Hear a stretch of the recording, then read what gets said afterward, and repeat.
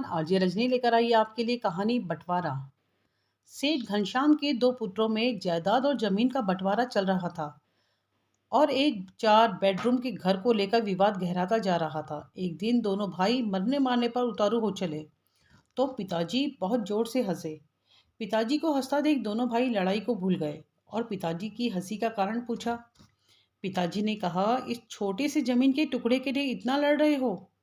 छोड़ो इसे, आओ मेरे साथ, एक अनमोल खजाना दिखाता हूं मैं तुम्हें।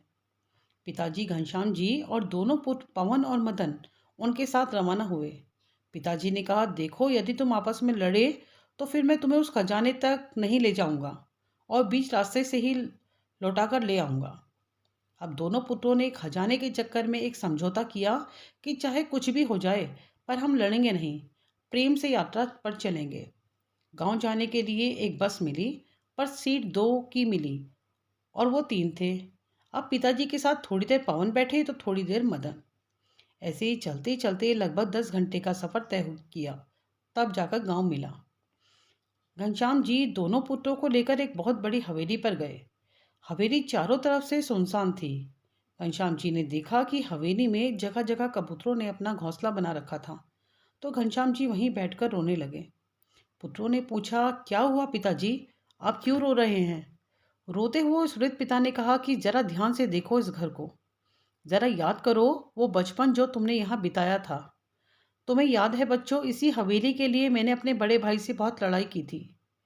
ये हवेली तो मुझे मिल गई पर मैंने उस भाई को हमेशा के लिए खो दिया, क्योंकि वो दूर देश में जाकर बस गया और फिर वक्त बदला, एक दिन हमें भी यह हवेली छोड़कर जाना पड़ा। अच्छा तुम ये बताओ बेटा कि जिस सीट पर हम बैठकर आए थे, क्या वो सीट हमें मिल गई? और यदि मिल भी जाती तो क्या वो सीट हमेशा हमेशा के लिए हमारी हो जाती? मतलब कि उस सीट पर हमारे सिवा और कोई ना बैठ सकता। दोनों पुत्रों ने एक साथ कहा कि ऐसे कैसे हो सकता है?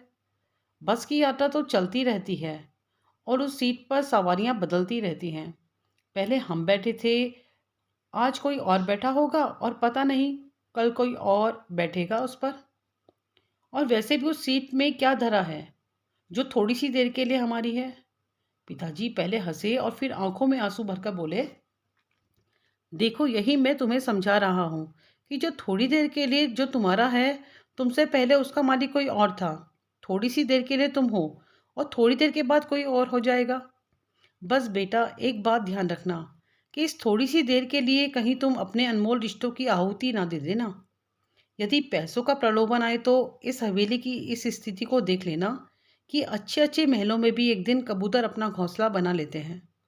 बेटा मुझे यह कहना था कि बस उस सीट को याद कर लेना जिसकी रोज सवारियां बदलती रहती हैं। उस सीट की खातिर अनमोल रिश्तों की आहुति ना दे देना। जिस तरह से बस की यात्रा में तालमेल बिठाया था, बस वैसे ही जीवन की यात्रा में भी तालमेल बिठाते रहना। दोनों पुत्र पिताजी का अभिप्राय समझ गए और पिताजी के चरणों में गिरकर रोने लगे। मित्रों, जो कुछ भी ऐश्वर्य धन संपदा हमारे पास है वो सब बस थोड़ी देर के लिए ही तो है। थोड़ी देर में यात्री भी बदल जाते हैं और मालिक भी। रिश्ते बड़े अनमोल होते हैं। छोटे से ऐश्वर्य धन संपदा के चक्कर में कहीं किसी अनमोल रिश्ते को ना खो देना। बने रहें हमारे साथ रेडियो हिंदुस्तान पर। सबको सिखाएं पेड़ लगाएं, सबको सिखाएं जल बचाएं।